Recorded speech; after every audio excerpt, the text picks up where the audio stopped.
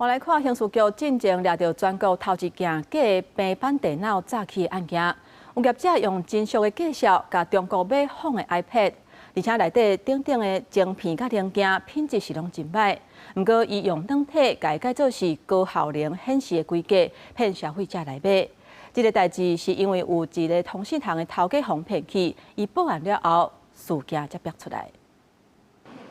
3C 产品愈来愈普及，真侪人使用平板电脑进行远端工作，也是线顶课程。不过爱说伊，唔通去买到品质真差的平板电脑。有一个客信是进前伫虾皮购物网站开1000外块买一台平板电脑，卖主是讲真俗个高效能，无想到买不偌久就故障，怀疑拄到诈骗，甲警方报案。有些明明其实只是一般的很小的，像 YouTube 也跑不大动，有点像类似这样，小游戏也跑不动。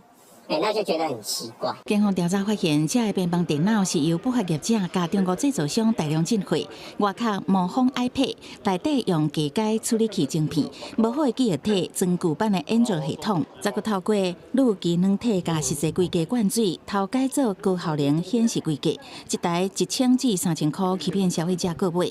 不过为外观根本无法度看出来，爱拆解了后，才会当发现规格无符合。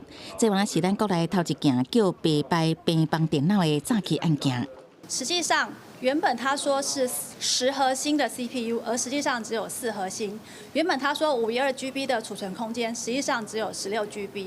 警方查扣到500多台正差的平板，还有空阿爸这的证物，这个平板拢无经过国家通信传播委员会审核认证，初步估计不法获利超过165万台票。